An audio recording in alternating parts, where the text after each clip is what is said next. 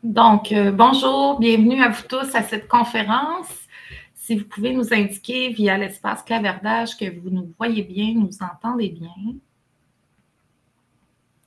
Oui, donc parfait. Alors, bienvenue à la conférence « Reconstruire mieux face au risque d'inondation » donnée par Écohabitation en collaboration avec Architecture sans frontières Québec et avec la participation aussi aujourd'hui de l'Université de Sherbrooke. Donc, je me présente, mon nom est Julie Paquin, je suis chef de secteur aux formations chez Écohabitation. Je vais prendre 2 petites minutes pour vous expliquer le fonctionnement du mode questions-réponses. Donc, comme vous avez pu voir, vous avez accès à l'espace clavardage pour déposer vos commentaires ou vos questions. Donc, à tout moment, lors de la présentation, si jamais vous voulez interagir avec d'autres participants ou simplement faire un commentaire sur la présentation, je vais faire un exemple. Donc, vous entrez votre commentaire, tout simplement.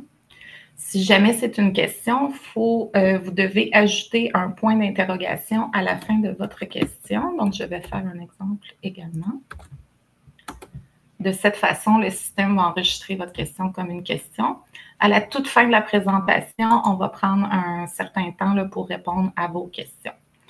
Donc, sans plus tarder, comme on a beaucoup de choses dans notre assiette ce midi, je vais vous laisser au bon soin d'Hélène pour la suite et je vous souhaite à tous une excellente conférence.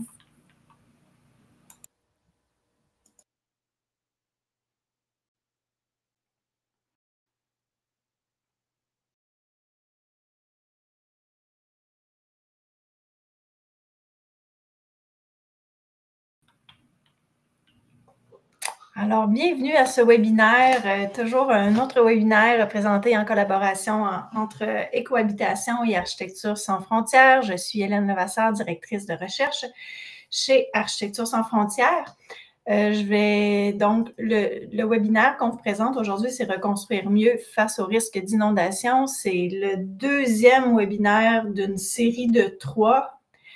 Et avant tout ça, il y en avait eu un premier dans les entrées en contre-pente, là, mais on va vous replacer tout au long. Donc, voilà, ce webinaire-là est fait aussi dans le cadre d'une subvention qu'on a obtenue par la Société d'hypothèque du logement, donc la SCHL, qui nous permet d'offrir ce webinaire gratuitement. Aujourd'hui, 3 conférenciers vont présenter la matière. Donc, Claire Delaby, architecte chez Architecture sans frontières et chargée de recherche sur la résilience climatique. Ensuite, Emmanuel Cosgrove, directeur général et cofondateur d'Écohabitation. Et Daniel Decottret, doctorant à l'Université de Sherbrooke en génie du bâtiment. Le plan de la formation aujourd'hui va être divisé en 4 étapes. Donc, je vais faire une brève introduction. Je vais faire un retour sur le risque d'inondation. Ensuite, Claire va vous parler de fondation et ensuite, Emmanuel et Daniel parleront de bonnes pratiques et de mesures d'adaptation spécifiquement liées à la reconstruction d'un sous-sol après un sinistre. Donc voilà, l'introduction, rapidement, en fait, je vais faire beaucoup plus rapidement que le dernier webinaire pour ceux qui étaient déjà présents. Je vais tout simplement vous mettre un peu en contexte sur le risque d'inondation. C'est quoi le risque d'inondation? En fait, c'est 3 choses. C'est un aléa, c'est l'exposition à cet aléa-là et c'est la vulnérabilité des objets qui sont exposés à l'aléa. Donc, en gros, il y a 3 manières de réduire le risque d'inondation à l'échelle du bâtiment. Donc, pas à l'échelle d'un secteur, mais vraiment à l'échelle du bâtiment. Donc, si vous avez 3 scénarios de risque similaires, donc vous voyez le risque, il est représenté par la zone en orange. Donc, la première façon de réduire le risque d'inondation d'une résidence, ça va être de réduire l'aléa. Donc, de s'assurer qu'il y ait le moins d'eau possible qui atteigne un bâtiment. La deuxième façon de le faire, ça va être de jouer sur la position des éléments vulnérables. Donc, on peut penser par exemple à un système mécanique ou un système électrique qui serait au sous-sol. On peut le déplacer à l'étage pour réduire son exposition. Donc, on réduit de cette manière le risque. La troisième façon de réduire le risque va être en réduisant la vulnérabilité ou la sensibilité des éléments qui sont exposés. Donc, pensez par exemple, un mur en gypse en sous-sol va être beaucoup plus vulnérable qu'un mur fini en béton tout simplement. Donc, on va jouer sur la sensibilité des éléments. Aujourd'hui, on ne traitera pas tout. En fait, le dernier webinaire qu'on a fait au mois de mars était davantage sur les chemins de l'eau. Donc, comment vraiment maîtriser l'eau pour la rediriger, l'infiltrer, ralentir son cheminement vers le bâtiment. Donc, ça, on n'en rediscutera pas aujourd'hui. Aujourd'hui, on va être beaucoup plus sur la position et la sensibilité des éléments vulnérables. Donc, vraiment, ce qui concerne davantage la reconstruction ou la construction. Et si vous vouliez, si ça vous intéressait de comprendre un peu comment réduire le risque d'inondation en jouant sur l'aléa, donc en contrôlant mieux les chemins de l'eau et les points d'entrée de l'eau, mais je vous invite à aller voir le dernier webinaire qui est en rediffusion. Le petit code QR est là. Donc, sans plus tarder, on va entrer dans la nouvelle matière aujourd'hui et je vais donner la parole à ma collègue Claire. Allô tout le monde, bonjour, vous m'entendez bien? Moi je vais parler fondations pour reconstruire ou construire mieux. Quand on parle de fondations, c'est hyper important, les fondations dans un bâtiment, c'est la base de la construction. C'est vraiment, ça va avoir un rôle de transfert des charges du bâtiment vers le sol.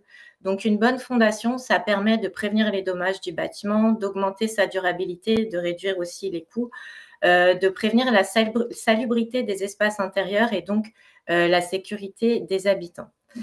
Et les fondations se trouvent à un endroit qui est souvent un risque d'immersion. Donc aujourd'hui, on va parler de comment adapter ces fondations aux inondations. Donc par où commencer? Dans un premier temps, il faut savoir identifier les conditions préalables. Donc connaître aléas et exposition, c'est-à-dire savoir identifier sa hauteur d'eau potentielle, est-ce qu'elle est inférieure ou supérieure par rapport au premier plancher habitable. Pour ça, on peut se renseigner grâce à l'historique des inondations passées. On peut aussi avoir ces informations avec la cartographie des zones inondables ou de cuvettes, où certaines municipalités donnent ces informations-là. Ensuite, on veut mieux connaître son bâtiment, donc caractériser son bâtiment. D'un côté, la typologie, est-ce qu'on a un bâtiment mitoyen ou isolé? Si on a une structure dépendante ou indépendante de son voisin, ça va avoir une incidence sur le choix de notre stratégie pour s'adapter. Ensuite, il faut connaître la composition de son mur de fondation. Est-ce qu'on a du béton ou est-ce qu'on a plutôt un matériau poreux comme du bloc du béton ou du moellon? Et de savoir aussi identifier ses vulnérabilités. Est-ce qu'il y a des fissures ou des problèmes d'infiltration? Mais dans tous les cas, on recommande évidemment de se faire accompagner par un ingénieur en structure. Le contenu qu'on vous présente aujourd'hui, c'est vraiment pour vous aider à mieux comprendre, pour dialoguer avec votre professionnel.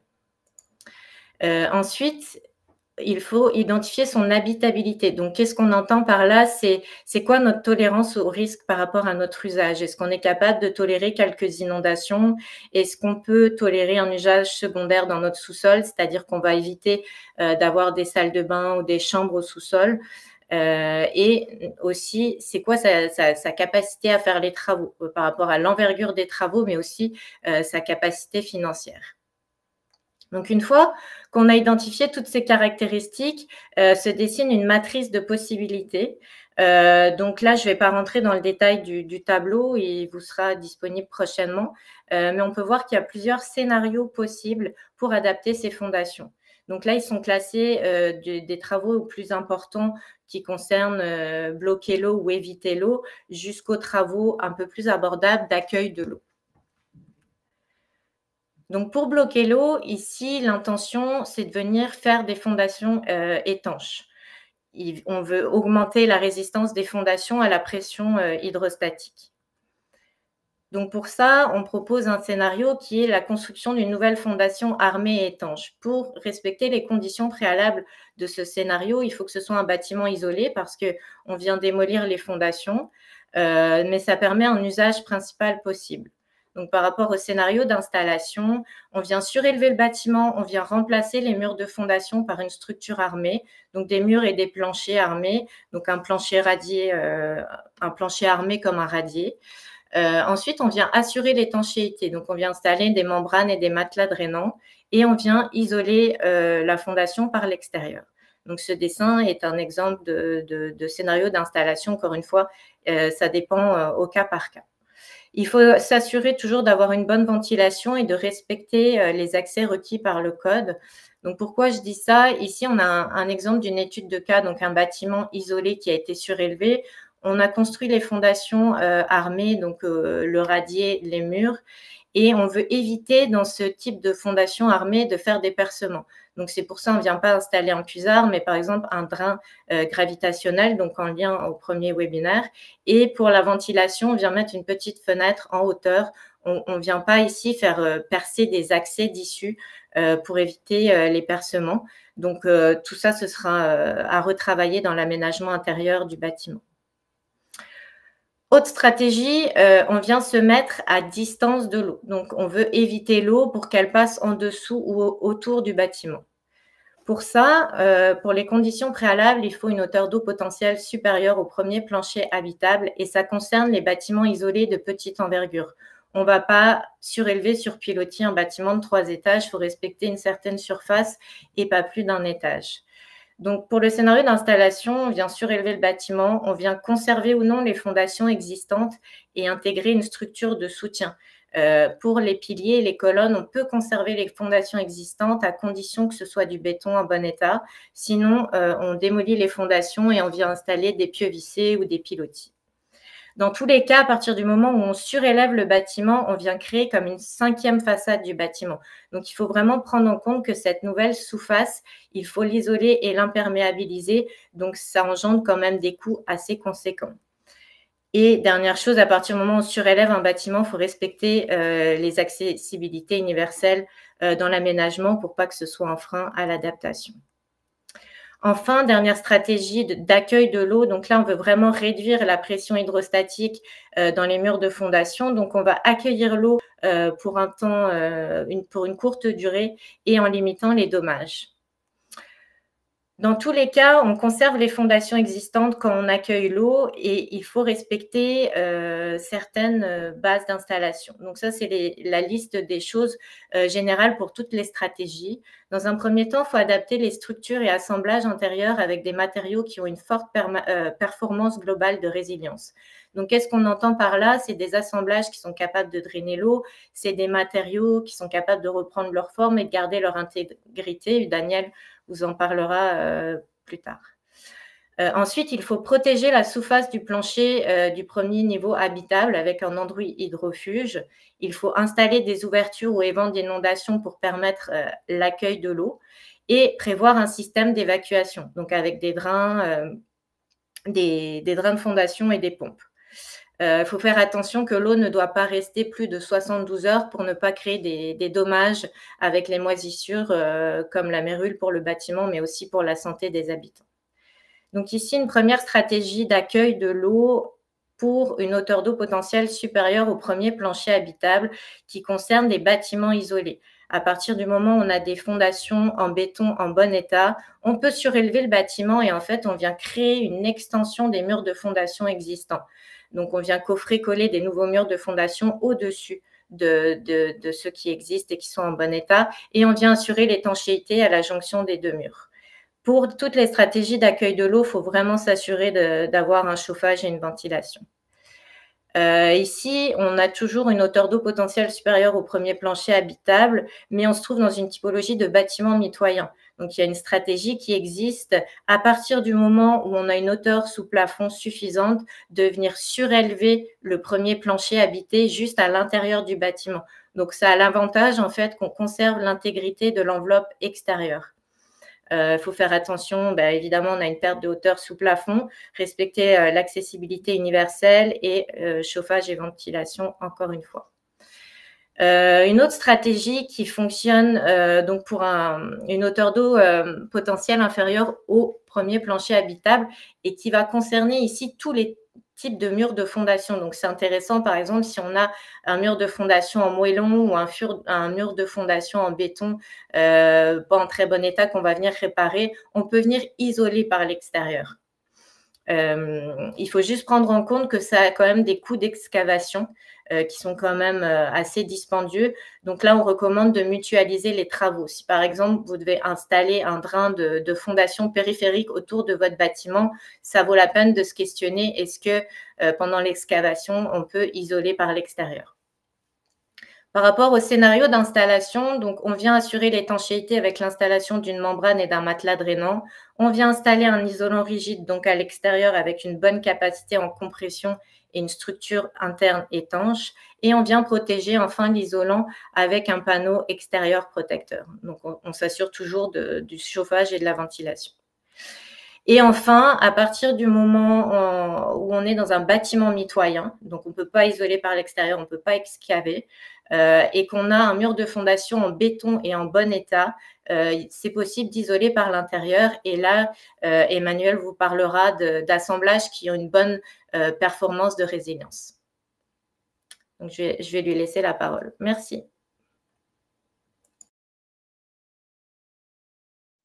Merci, Claire. Vous m'entendez bien? Je pense que oui. Super. Ouais, moi, je vais vous parler des pratiques actuelles d'aménagement de sous-sol. Des sous-sols sont un espace qui existe dans nos maisons depuis à peu près 100 ans. Et c'était super pendant un bon bout de temps, jusqu'à temps qu'on commence à les habiter, en gros. En ce moment, on monte des murs comme s'ils étaient hors sol, mais dans le sous-sol. Et on voit ici la suite d'une inondation où il faut pas mal tout arracher. Parce que l'eau, ben, qui trempe dans de la matière organique, qu'on parle des murs, des armoires, un peu partout, on va se ramasser avec des matériaux moisis. Donc, il est super allergène pour la plupart des gens et on ne peut pas réaménager tout de suite. Je vais vous parler de scénarios que j'ai croisés beaucoup dans ma trop longue carrière d'entrepreneur en rénovation et où j'ai passé un peu trop d'heures de ma vie à retaper des sous-sols qui étaient tous moisis. On sait que oui, les scénarios que Claire vient de nous expliquer sont l'idéal d'isoler et de rendre étanche par l'extérieur ou le soulèvement ou plein de façons, mais en gros, à peu près tout le monde qui inonde au niveau du sous-sol vont avoir un montant de leur compagnie d'assurance et c'est un montant entre 30 et 40 000 généralement. Puis ils nous donnent juste assez pour reconstruire exactement ce qu'on avait avant, c'est-à-dire tous les matériaux qu'on voit en déchets sur le bord du trottoir. Suite à une inondation, on voit beaucoup de planchers flottants, du gypse, des montants tout trempes et moisis, qui sont un gros cocktail de matières qui t'offre pas la run côté résilience. Pour savoir avec quoi on compose dans les inondations de sous-sol, il y a l'assureur Cooperators qui a gentiment fourni des tableaux d'événements d'inondations dans des sous-sols pour voir quelle était la profondeur de la plus grande récurrence et la durée dans le temps. Fait qu'on voit qu'il y a beaucoup de petites quantités d'eau qui durent pas plus de 3 jours, souvent, au bout de 4 heures, l'eau est partie. Fait que c'est tous des éléments qu'on a pris en considération dans notre étude de scénarios plus résilients qu'on a fait écohabitation avec l'Université de Sherbrooke. Donc, pour la plus grande récurrence, vous voyez ici, c'est pas loin de 4 pouces, c'est très récurrent. Puis, oui, on a les semelles dans l'eau, mais les pieds ne sont pas nécessairement dans l'eau. Et ça, c'est parce que d'habitude, quand on finit un sous-sol, on couche des 2 par 4, des structures de bois pour niveler le plancher qui est tout le temps en pente vers le drain central d'un sous-sol.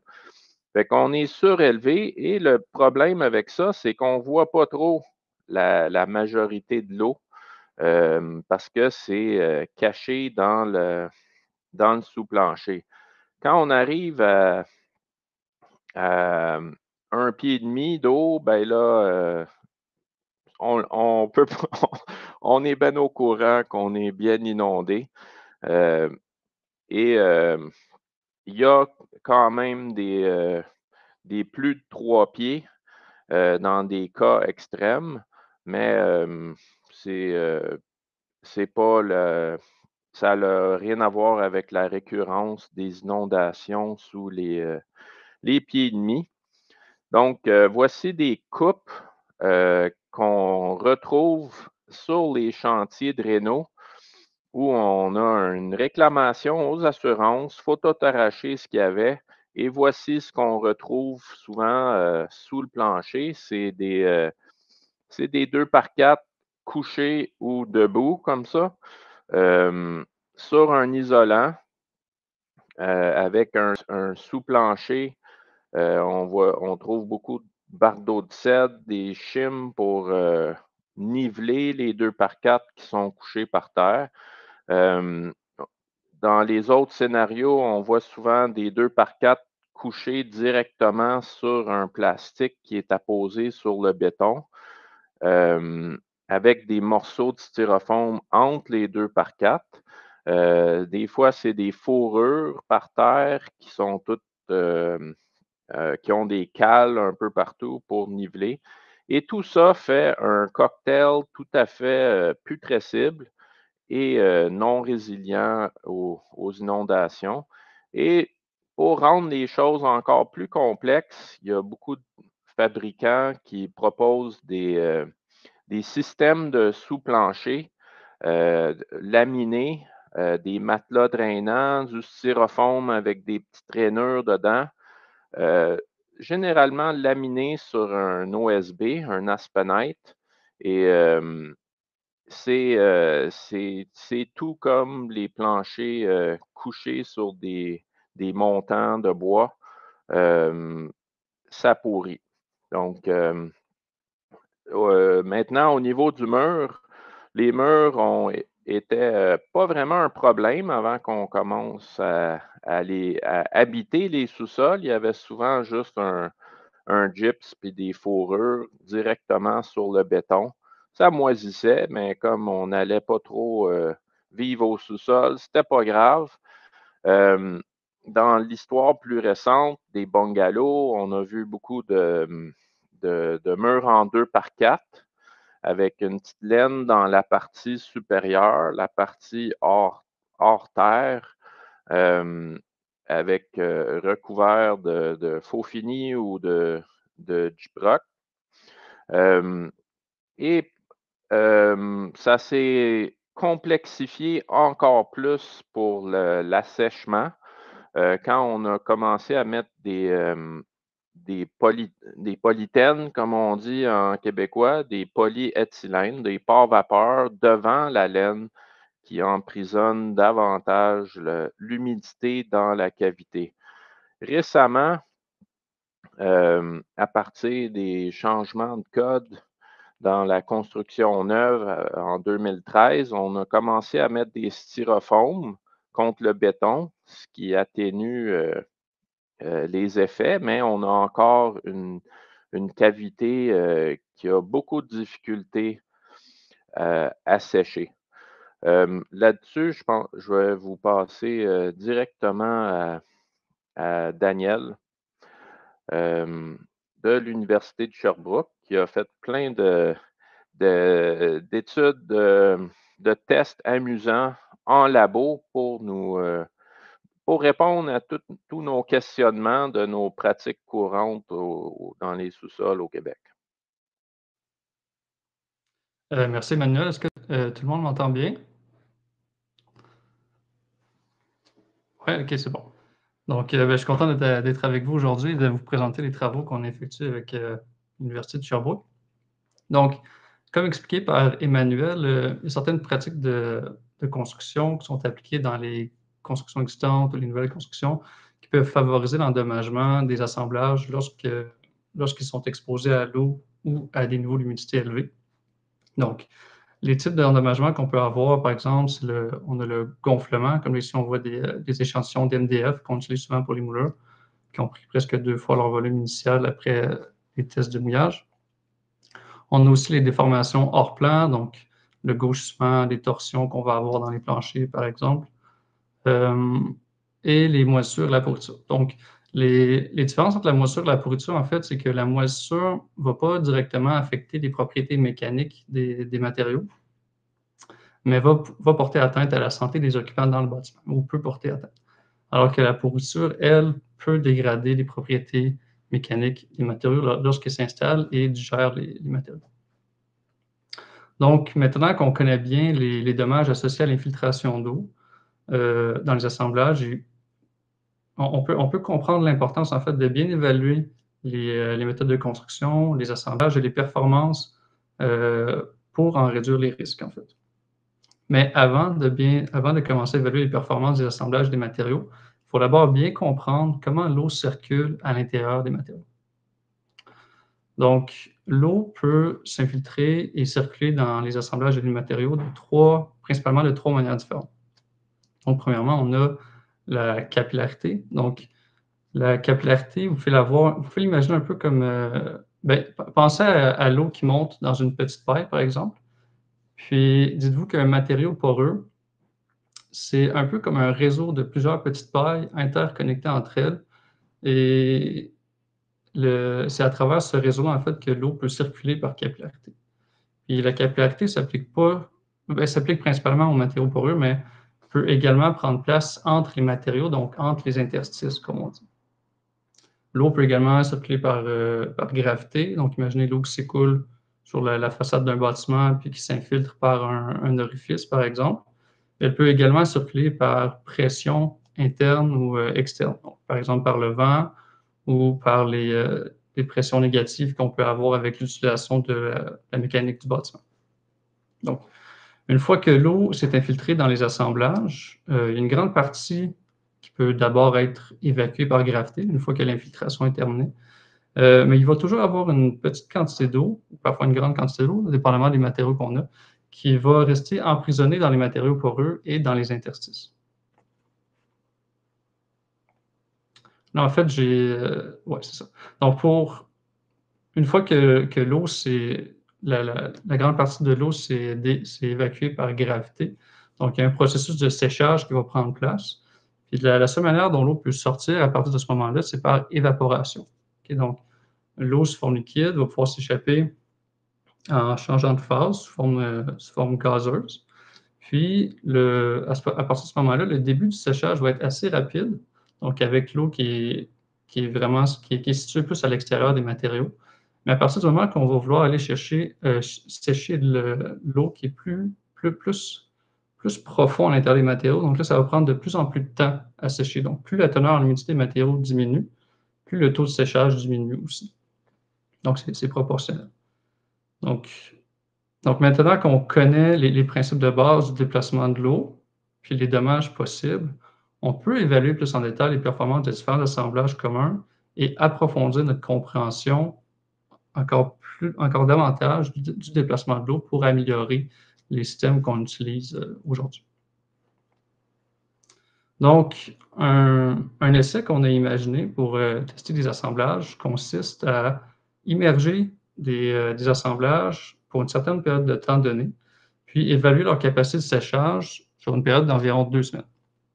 Donc, grossièrement, ce qu'on fait, c'est qu'on va définir des assemblages comme Emmanuel l'a présenté initialement. On va tester des assemblages en fonction des différentes périodes d'année, par exemple.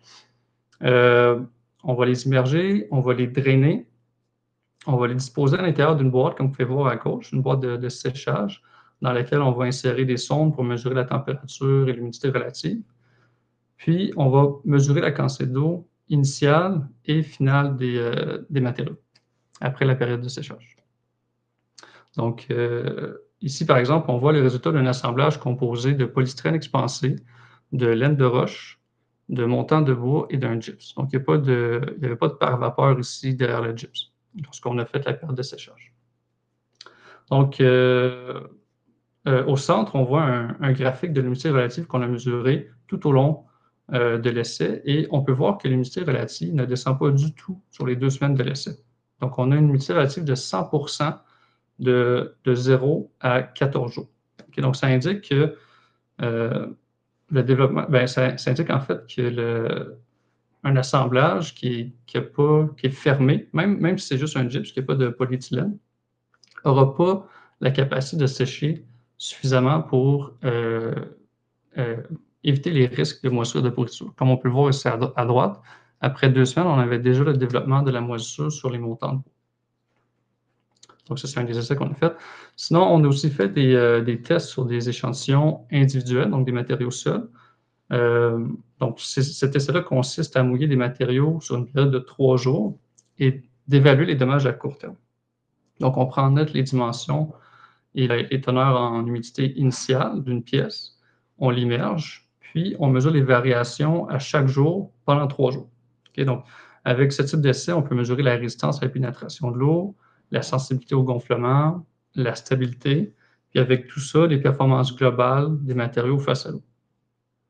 Donc, à titre d'exemple, ici à gauche, on peut voir la déformation observée pour une planche de bois d'ingénierie pendant la période de mouillage. Donc, on voit les courbures causées par le gonflement inégal du bois. Puis à droite, on voit un graphique comparatif du gonflement pour un plancher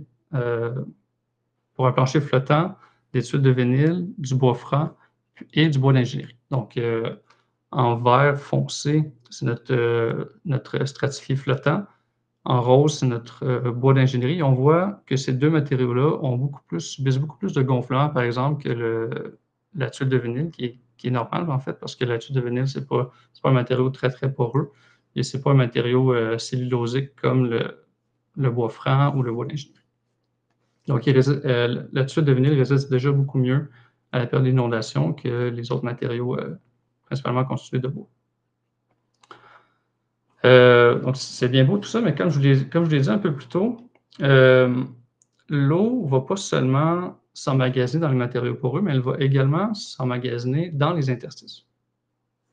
Donc, c'est important aussi de considérer cette possibilité-là parce que ça peut augmenter les quantités d'eau dans les assemblages qui, à son tour, peut augmenter les risques de moisissure et de pourriture. Donc, c'est pour cette raison-là qu'on a développé les essais interstitiels, comme vous voyez ici. Donc, cet essai spécifiquement permet d'évaluer le drainage vertical de l'eau dans les assemblages.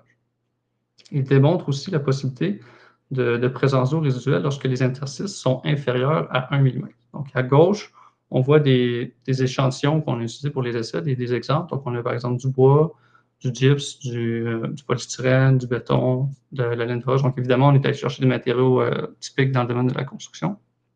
Puis à droite, on voit une image de radiographie neutronique d'un échantillon de béton à gauche, jumelé avec un échantillon de polystyrène expansé à droite.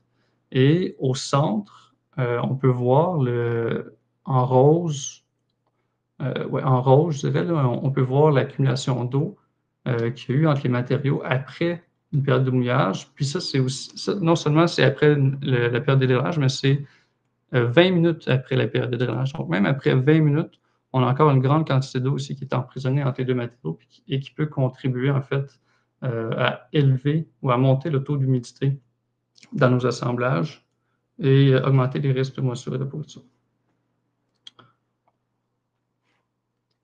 Donc, au final, avec les assemblages, les essais réalisés, il est possible de tirer plusieurs conclusions intéressantes pour améliorer les méthodes de construction. Donc, on comprend que la capacité de séchage des assemblages fermés est presque nulle. On comprend aussi l'importance de la bonne disposition des matériaux dans un assemblage pour favoriser le séchage. On comprend les impacts du choix des matériaux sur les performances des assemblages en période d'inondation. Et aussi l'importance de la bonne gestion des interstices pour bien évacuer l'eau dans l'assemblage. Le tableau que je présente ici, c'est un petit échantillon de l'outil Cohabiter avec l'eau qui est développé par la SFQ. On peut y voir les performances de différents revêtements de plancher soumis à des périodes de mouillage. Donc, dans leur outil, il y a plusieurs tableaux comme ça pour différentes catégories de matériaux. Ici, c'est les revêtements de plancher.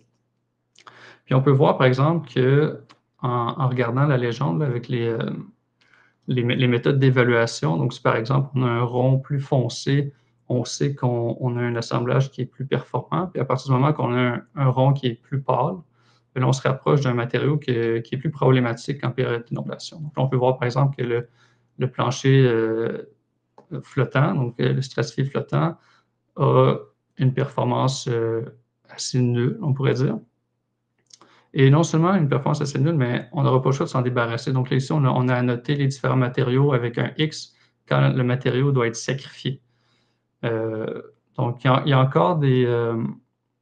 c'est important de mentionner, en fait, qu'il y a des centaines et des centaines de matériaux avec des variantes dans l'industrie de la construction et que l'évaluation détaillée des matériaux peut être très, très fastidieuse.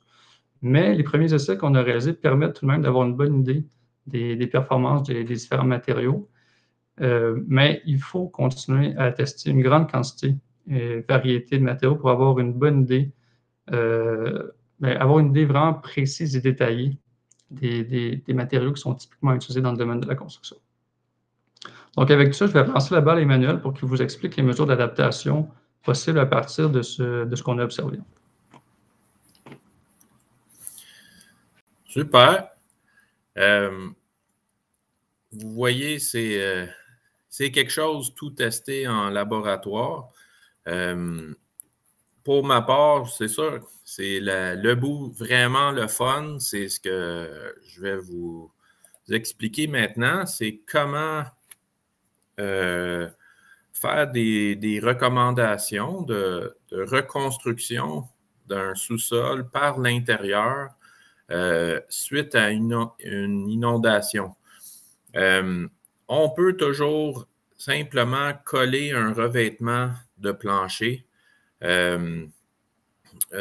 sur le béton tout court, sans mettre toutes les couches qui vont accumuler de l'eau et moisir.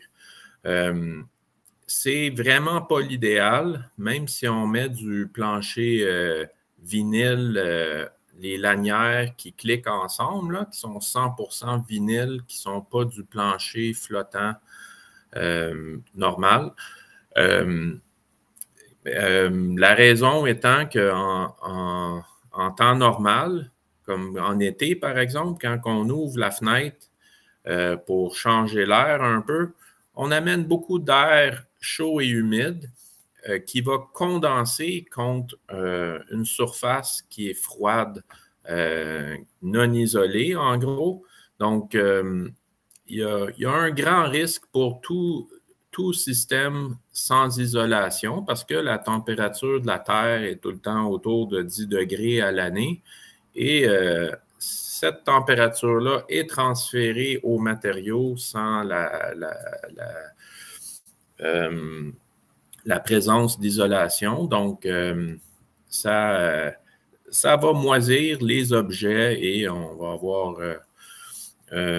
présence d'humidité, pas nécessairement d'eau liquide, mais certainement d'humidité. Donc, pour les gens qui ne veulent pas casser la dalle pour pouvoir isoler derrière, il y a quand même moyen pour des maisons pas trop vieilles, qui ont moins de 25 ans, je dirais, ou qui ont été rénovées il y a moins de 25 ans, des fois abaissé, il y a tout le temps un problème d'auteur de plafond qui fait qu'on ne veut pas trop ajouter de couches au plancher parce que chaque pouce qu'on met au plancher, on le perd en espace au plafond. Ici, on a un système où on met un plastique par terre, un pare-vapeur, recouvert d'un matelas drainant, comme la Delta MS, par exemple, qui est ensuite recouvert par un isolant rigide, comme un polystyrène extrudé. Et là-dessus, on peut mettre des lattes de plancher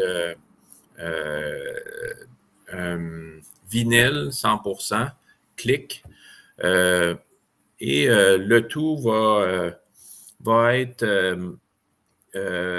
a une capacité de sécher même pendant un événement d'inondation de 4 pouces, 1 pied, 2 pieds.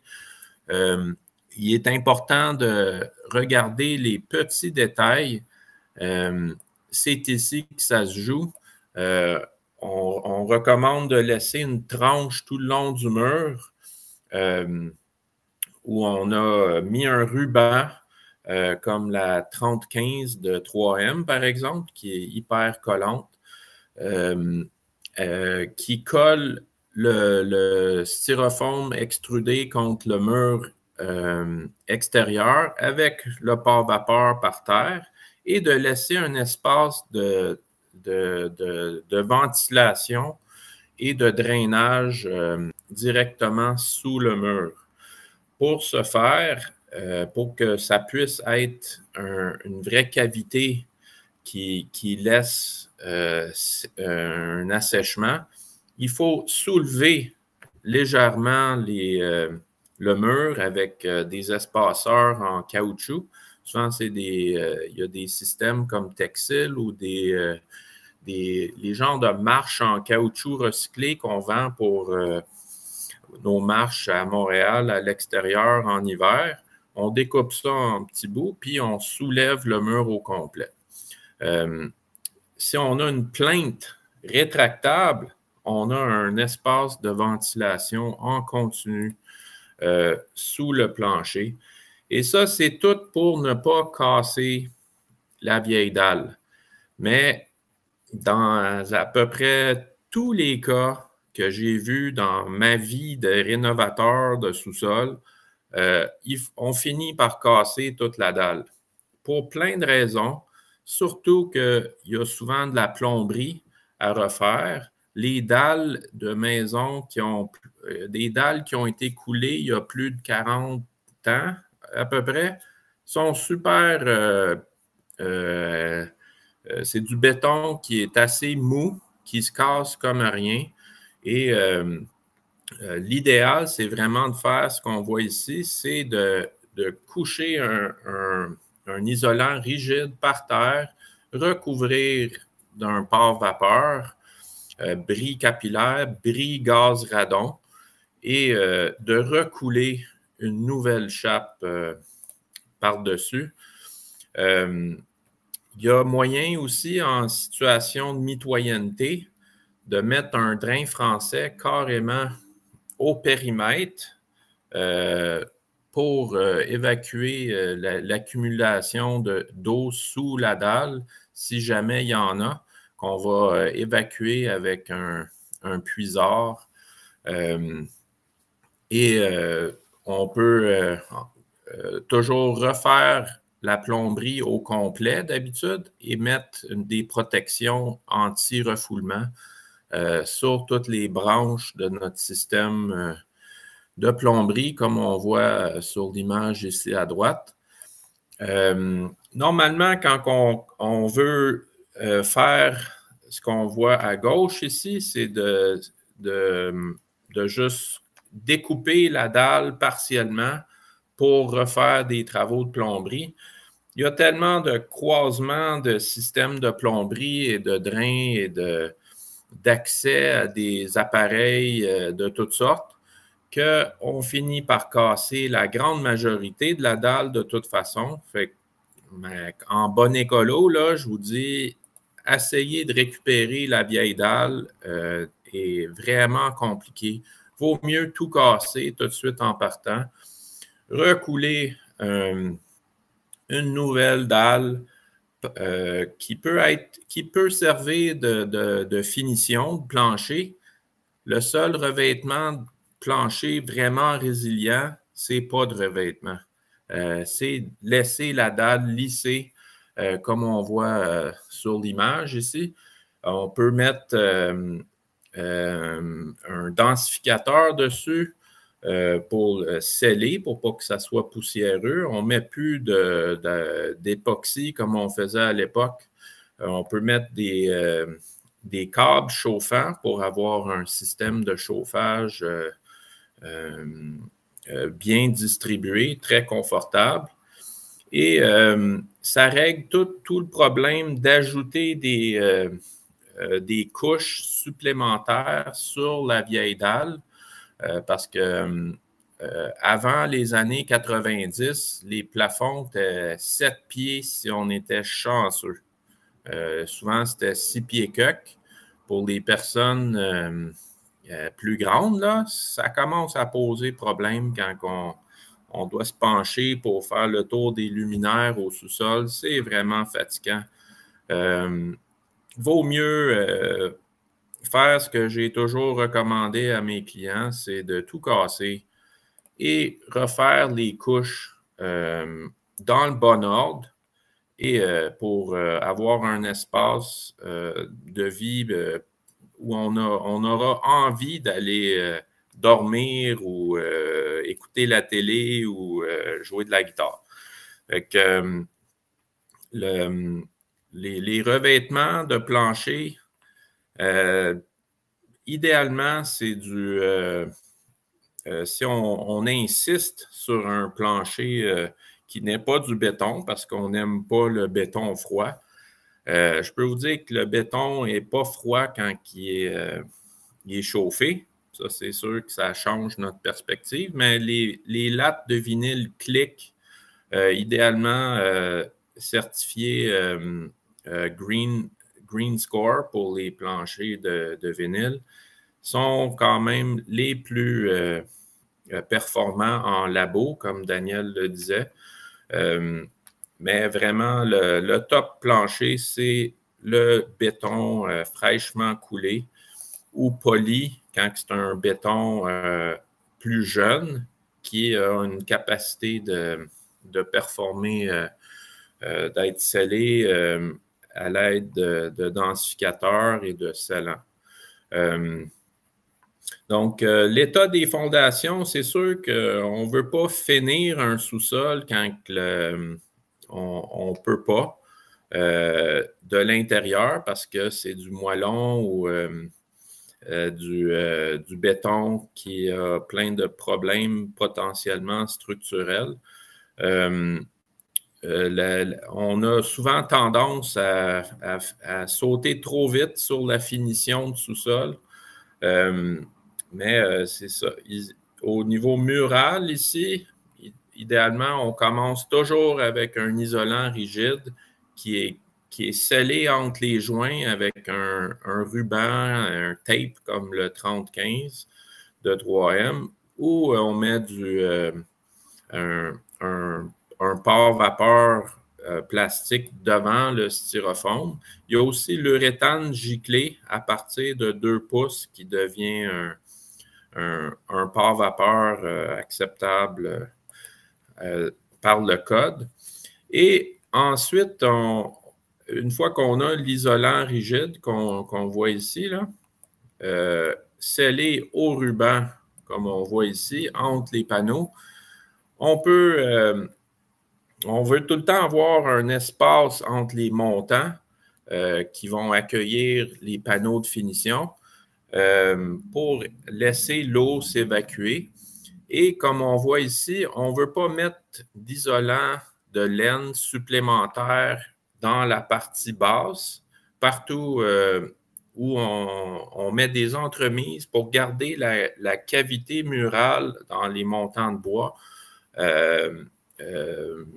complètement vide pour permettre un assèchement maximal. Et comme je vous disais, la lisse ventilée par des petits espaceurs est essentielle pour permettre à l'eau de sortir.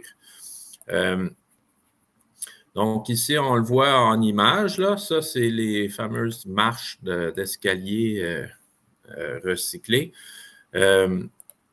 Ensuite, c'est ça, il y a tous les joints avec le plancher qui sont critiques. Il y a un gaz radioactif qui s'appelle le radon. On veut vraiment avoir un sous-sol complètement scellé contre les gaz souterrains. Mais ici, c'est notre collègue Félix qui a pensé à une super façon de faire des plaintes rétractables.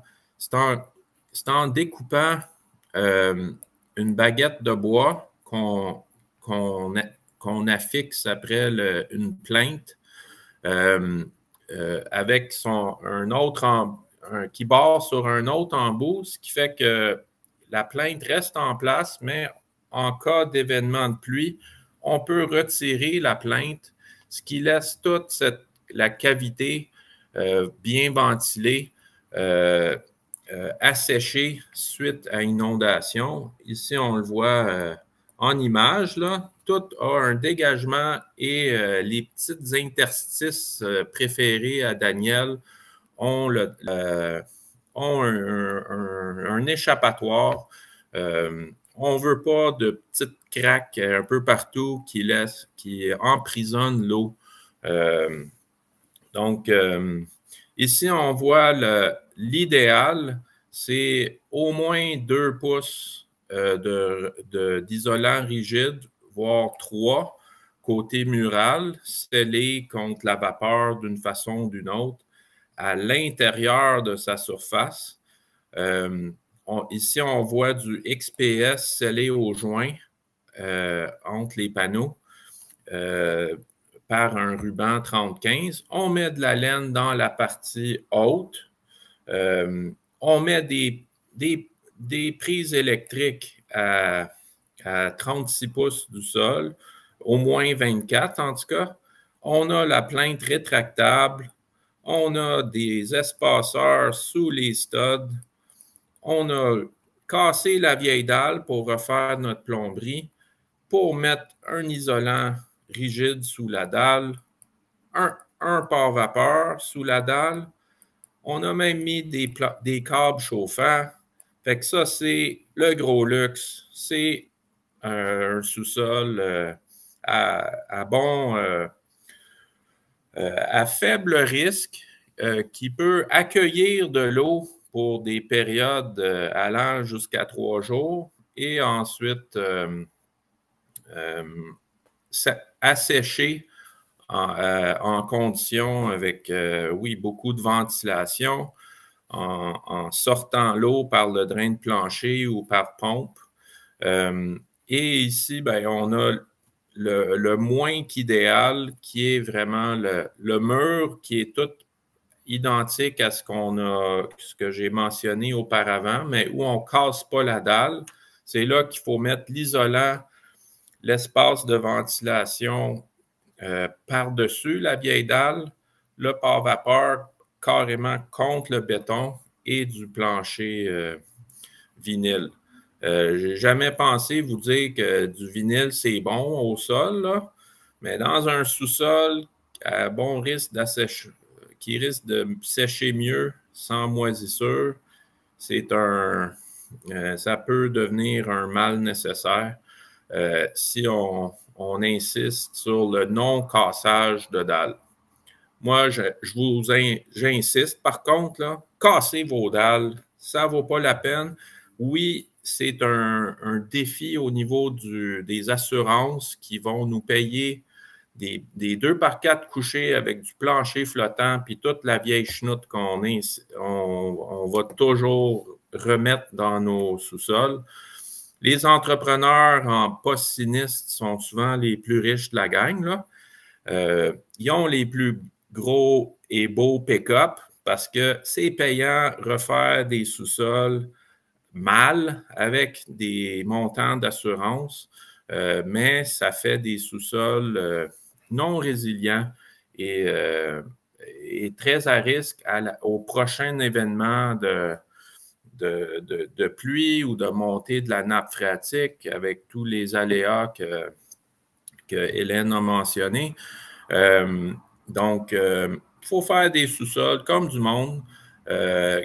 Et c'est beaucoup de petits détails et on a hâte de passer à vos questions parce que souvent la magie sort pendant la période de questions. Fait que je vais laisser Julie et Hélène reprendre la régie. Merci. Merci Emmanuel, merci Daniel et Claire. Il y avait la slide juste avant du prochain webinaire qu'on vous invite le 7 mai. Ça va être comment se préparer aux inondations, aménagement et comportement. Donc, on va couvrir, on va vous aider aussi à évaluer le risque propre à votre propriété. Aussi, on va parler d'aménagement et d'entretien préventif, d'équipement de protection aussi et de comportement adopté avant, pendant et après l'inondation. Voilà. Donc, les questions. Puis, j'inviterai mes collègues à revenir à l'écran parce que vous allez être sans doute mieux placé que moi pour y répondre. Le stratifié flottant est-il biodégradable? Oui, justement, il biodégrade dans nos sous-sols. Puis, ce n'est pas la partie de vinyle laminé en surface, c'est le panneau de fibre haute densité à l'endos qui pourrit. Daniel, tu as observé à peu près ça en labo?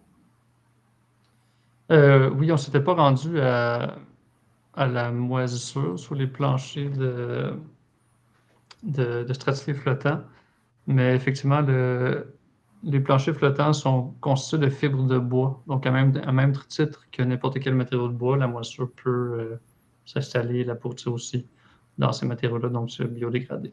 Ouais. À partir de quelle année que les dalles sont isolées? Sinon, comment savoir? Bien, dans les codes de la construction, c'est à partir des nouvelles constructions en 2013 au Québec. Avant ça, c'est sûr qu'ils n'étaient pas isolés. Merci. Tu répondre comment savoir? Ou... Ben, si la dalle est frette tout le temps, c'est sûr qu'elle n'est pas isolée. Mais on peut toujours commencer à la casser un peu, voir ce qu'il y a derrière. Mais je vous assure que des constructions pré-2013, vous allez retrouver du concassé et c'est normal, c'était le code à l'époque. Prochaine question. En soulevant le mur, risque-t-on d'avoir des infiltrations de radon? C'est plus en soulevant, en cassant la dalle, peut-être?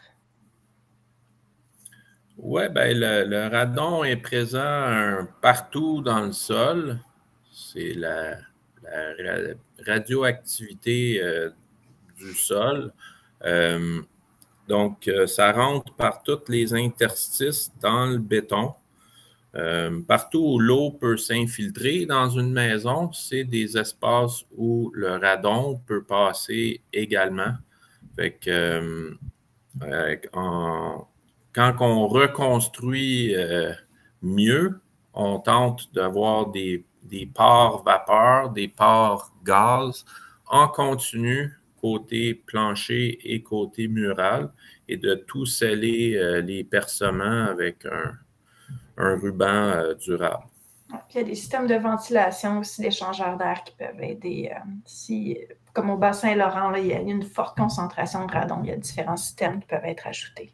Mais dans tous les cas, il vaut mieux faire son test de radon avant les travaux pour savoir si on a une quantité vraiment, parce qu'il y en a partout du radon, mais si on a une quantité vraiment élevée. Oui, on recommande universellement, comme Santé Canada, de mettre des colonnes d'évacuation de gaz radon avant de recouler une nouvelle dalle. Que pensez-vous des nouvelles façons de faire qui utilisent l'uréthane sous la dalle, qui agit à la fois comme un isolant et un pare-vapeur? Avant de répondre à cette question-là, j'aimerais juste revenir sur pas la question d'avant, mais l'autre d'avant, avec comment savoir si la dalle est isolée. Emmanuel, tu avais mentionné une méthode comme un peu destructive là, de voir s'il y a de l'isolant ou non.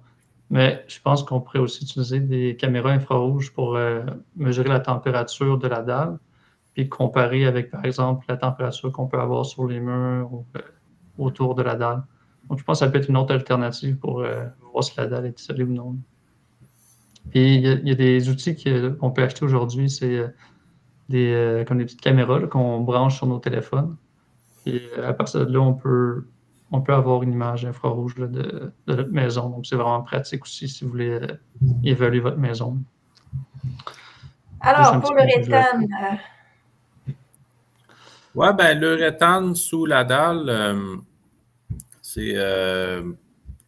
a été testé pour voir sa capacité d'empêcher le passage d'humidité et de gaz radon avec succès. Donc, c'est un bon remplacement d'isolant rigide avec les joints scellés ou d'isolant rigide avec l'ajout d'un polyéthylène pare-vapeur 10 000 mur à mur, scellé aux joints également. Fait qu'il y a tout le temps les trois options d'isoler et d'être pare gaz, pare vapeur. L'uréthane, c'est juste qu'il est isolant, pare gaz et pare vapeur. C'est comme 3 en 1 en une application, mais il est beaucoup plus cher que les deux autres options. Si je peux ajouter aussi le seul élément que je vois avec le polyuréthane giclé, c'est si jamais il y a de la fissuration dans l'isolant. Donc, si jamais il y a des mouvements sous la dalle, comparativement à un polyéthylène qui va pouvoir suivre les mouvements sans nécessairement se déchirer, mais un polyuréthane giclé, une fois qu'il va avoir une fissure à l'intérieur, ben là, sa capacité par vapeur va être réduite. Là.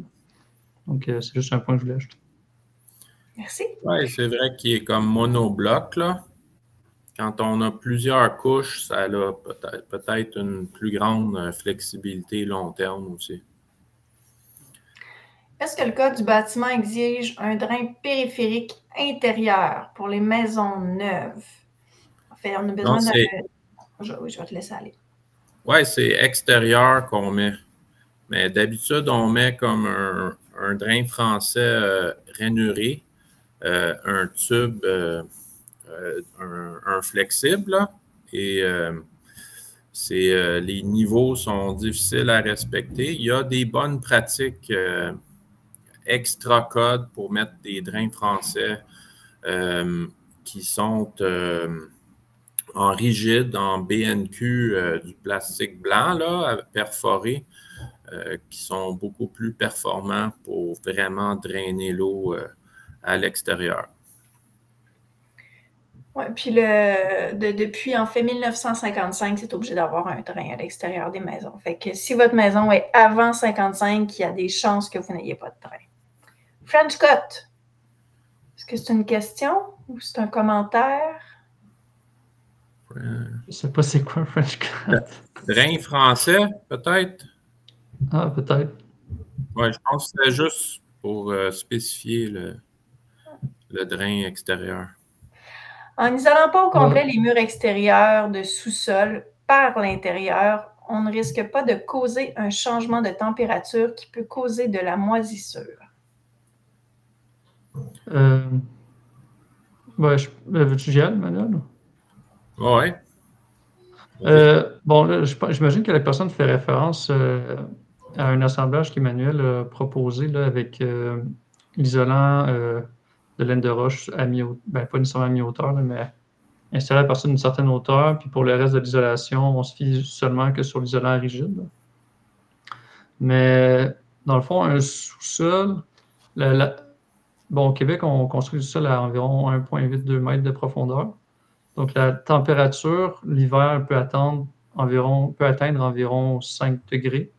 Donc, si la paroi du mur de béton est à 5 degrés, puis que, mettons, l'humidité relative du sol est comme à 50-60%, mais là, on se rapproche d'un point de condensation, mais on n'est pas tout à fait là. Mais on se rapproche beaucoup du point de condensation, donc ça peut être un problème.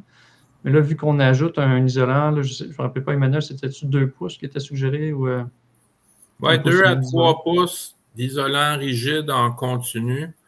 Ça devrait régler le problème qu'on avait auparavant quand on mettait juste de l'isolant dans la partie qui est hors terre d'un sous-sol. Il y a souvent comme un 18 pouces là, de sous-sol qui est carrément dehors dans le grand froid de l'hiver. Puis nos ancêtres, ils isolaient juste ce bout-là. Ce qu'ils ne savaient pas, c'est que le béton est tellement un pont thermique là, que la température de moins 20, mettons, là, est transmise directement plus bas et ça nous oblige à mettre un isolant continu sur 100% de la paroi pour bloquer les ponts thermiques du béton. Puis on recommande aussi de bien chauffer et ventiler l'espace intérieur. Donc, en gros, ça ne devrait pas être un problème. Est-ce que la moisissure peut se développer entre le béton et l'isolant rigide d'un mur? Si oui, comment l'installer pour l'éviter? Daniel. Oui, ça, c'est une bonne question, en fait. Personnellement, je ne sais pas si la moisissure peut se développer entre le béton et le polystyrène. La croyance populaire est que la moisissure a besoin d'un substrat ou d'un élément qui va lui permettre de croître. Donc, le béton puis un polystyrène expansé, généralement, ce n'est pas suffisant. Mais j'ai entendu parler de certaines moisissures qui peuvent se développer sur du béton seulement qu'avec de l'eau, comme la mérule pleureuse, par exemple. Donc, là, il faudrait creuser un peu. Là. Pour l'instant, la croyance populaire est que non, mais j'ai quand même l'impression qu'il y aurait de l'investigation à faire de ce côté-là pour s'assurer que ce n'est pas un problème. Ouais, donc c'est ça, c'est la seule réponse que j'ai par rapport à ça. Attends, si oui, comment installer pour éviter? Donc là, on sait qu'il y aura toujours beaucoup d'humidité dans le béton, qui est transfert par capillarité et tout ça. Là. Il va y avoir de l'humidité. C'est pour ça que ça prend un pare-vapeur, selon le code. Depuis une trentaine d'années, il faut mettre un pare-vapeur du côté chaud dans un sous-sol. C'est pour ça que pour le radon et l'humidité, potentiellement transmission de moisissure, on veut complètement sceller l'ensemble du mur et de la dalle contre la transmission de quoi que ce soit vers l'air intérieur en scellant, en assurant la continuité du pare-vapeur en dedans de l'isolant rigide. Et comme le polystyrène extrudé est pare-vapeur lui-même à partir de 2 pouces, comme l'uréthane giclé, en scellant les joints entre les panneaux avec un bon ruban, on peut s'arranger pour que l'humidité potentiellement de moisissure de l'autre côté de l'isolant rigide ne soit pas en contact avec notre air intérieur. Merci. Y a-t-il d'autres matériaux moins sensibles à l'eau que le gypse pour faire les murs? Oui, du contreplaqué québécois, canadien, oui, c'est du Husky ou du Columbia Pure Bond. C'est des plis à la plywood russe qu'on connaît, là, mais faites ici avec des cols sans urée. formaldéhyde, donc sans COV. Et ça, c'est des matériaux qui coûtent à peu près le même prix une fois posés que du gypse. Et ils ont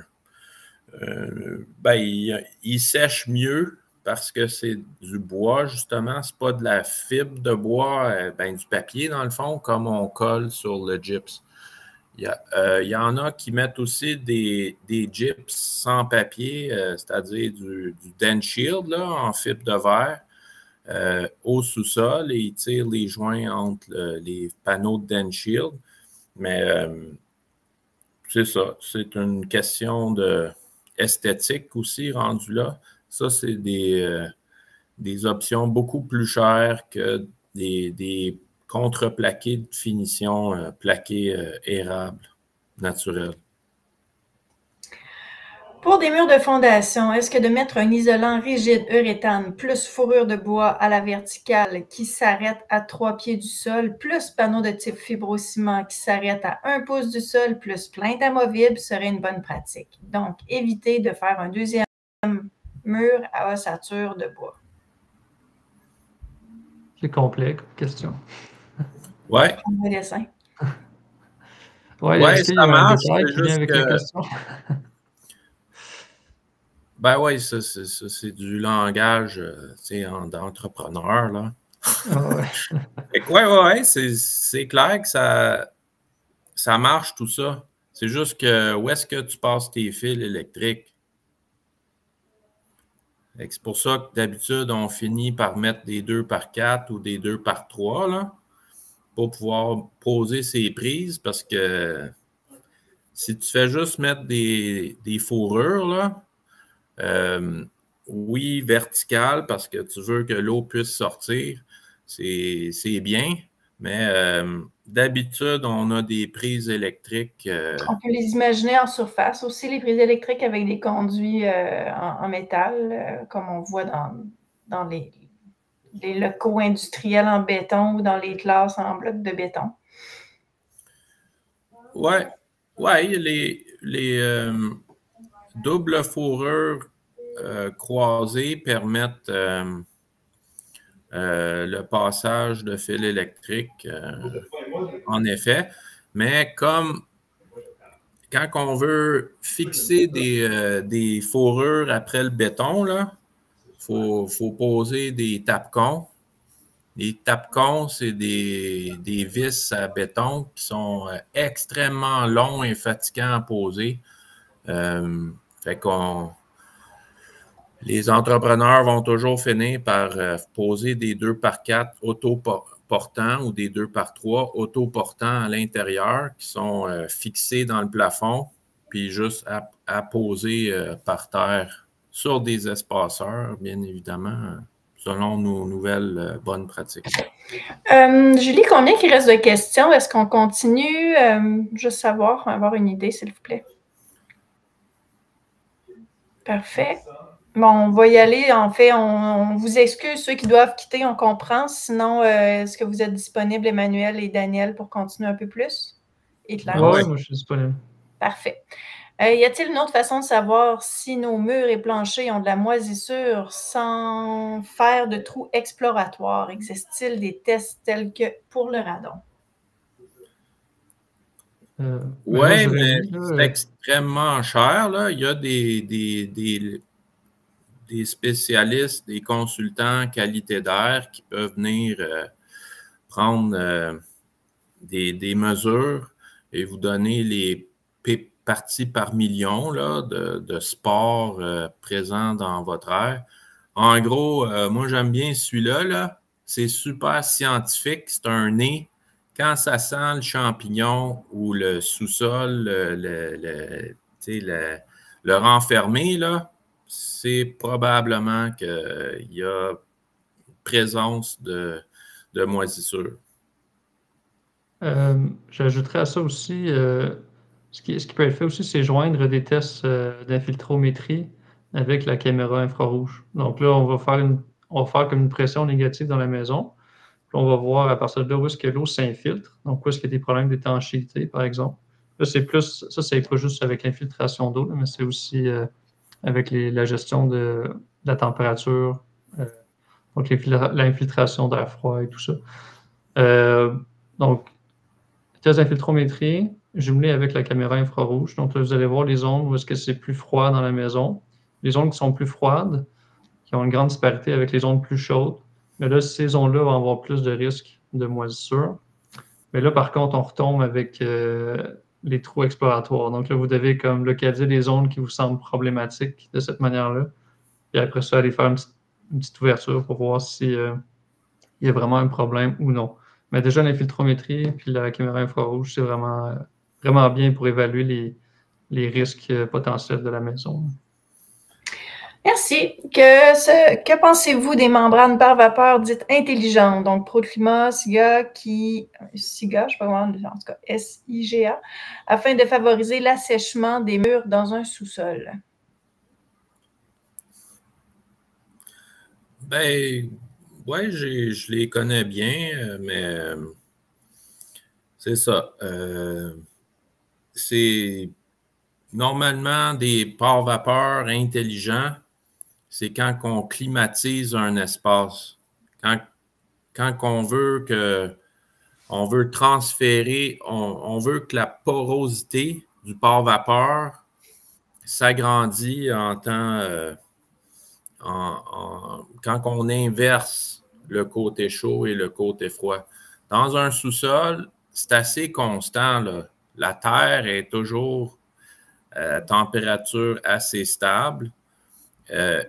Et c'est plus froid que l'air intérieur parce qu'il n'y a pas grand monde qui aime ça vivre à 10 degrés. Là. Fait qu'on chauffe à 18 à 23 degrés intérieur. Fait que ça serait une dépense inutile, je pense. C'est vraiment les pare-vapeurs intelligents, c'est pour des assemblages hors sol. Comment sceller une vieille dalle? Ben, il y a plein d'entreprises spécialisées en atténuation de gaz radon. Ils mettent toutes sortes de calfeutrants, coulis dans les cracks pour tenter de sceller. Mais si elle est vraiment a plein de déflorescence, tu sais, la transmission de minéraux à travers sa surface, s'il y a plein de cracks visibles qui permettent l'eau de rentrer, c'est des cas où il faut vraiment se questionner sur son maintien en place. Moi, je sortirais la masse pas mal vite. C'est un isolant expansé ou extrudé qu'on doit poser sur le mur de béton.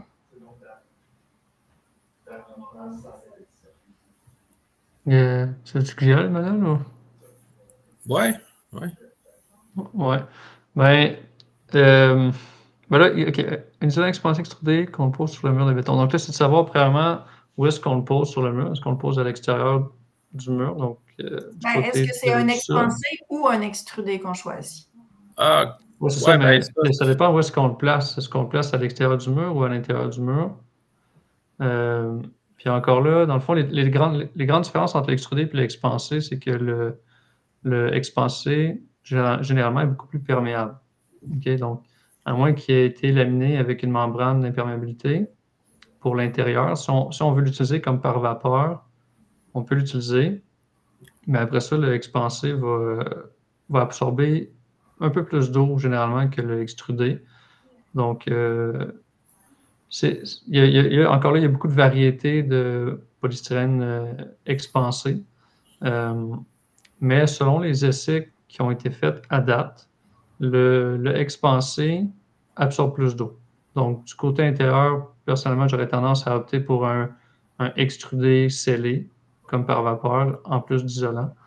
Puis le expansé, je l'utiliserais généralement hors sol. Mais les performances face à l'eau reste encore à être validé là, par rapport aux expansions. Je ne sais pas si tu es d'accord avec moi, Emmanuel. Oui, ben, il faut dire que les échantillons qu'on t'a envoyés pour les tests étaient du type 1. Vraiment le pire grade de polystyrène expansé, PSE qu'on appelle. Fait que d'habitude, dans un sous-sol, on mettrait plus du type 2 sous la dalle, même type 3 des fois, et du type 1, ben, il est utilisable. Côté mural, c'est ce que les gens achètent en quincaillerie, mais vaut mieux prendre du type 2 si on opte pour de l'expansé au sous-sol. Il y a des expansés laminés d'aluminium, de port-vapeur devant. Ça peut fonctionner comme un polystyrène extrudé avec les joints scellés au 3M3015. Oui, l'extrudé est plus courant et même moi, j'aurais rien contre l'utilisation d'extrudé dans un sous-sol parce que les fabricants ont modifié plusieurs ingrédients dommageables pour les gaz à effet de serre ou les agents anti-feu qui sont bioaccumulatifs. Le bilan environnemental général de l'extrudé a grandement amélioré dans les 5 dernières années. OK. Est-ce que le contreplaqué sert comme une barrière thermique pour protéger les mousses plastiques comme l'isolant rigide ou giclé? Non. Non. Non, vraiment pas, non. Les contreplaqués plywood en québécois sont ceux de finition. C'est un revêtement pour que le sous-sol soit plus esthétique. Mais ça ne fait rien au niveau thermique. À peu près rien. C'est moins de R1 pour un panneau d'un demi-pouce ou même 3/4. Fait que c'est pas significatif côté résistance thermique.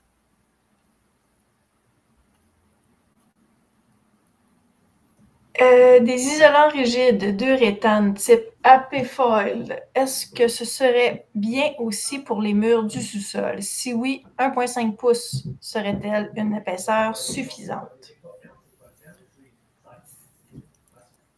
Le AP Foil, je pense, en fait, c'est du polyisocyanurate.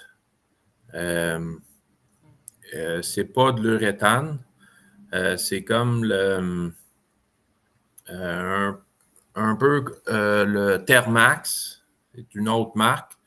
C'est le polyisocyanurate, c'est des panneaux qu'on met qui sont revêtus d'aluminium, là, qu'on met d'habitude dans des plafonds cathédrales en haut.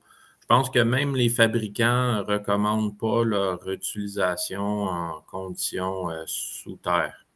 Parce que le polyisocyanurate n'a pas de protection du tout contre l'eau. Fait que, ouais, pas une bonne idée. Bien, je vous remercie, Claire, Emmanuel et Daniel, pour votre participation. On a vu à l'écran passer rapidement aussi l'annonce du prochain webinaire le 7 mai. Donc, on vous invite à vous y inscrire. Julie, avais-tu un mot de la fin? Oui, bien, merci à vous tous de votre belle participation. Merci pour les belles questions. Merci à vous tous. Restez à l'affût. Dans les prochains jours, vous allez recevoir de la communication de notre part. Justement, vous allez avoir le lien pour vous inscrire à notre prochain webinaire. Puis, vous allez aussi avoir les liens pour écouter les précédentes conférences en différé. Pour les attestations également, simplement m'envoyer vos demandes par courriel. Sur ce, bonne journée à vous tous. Merci. Merci tout le monde. Merci, bonne journée. Ouais.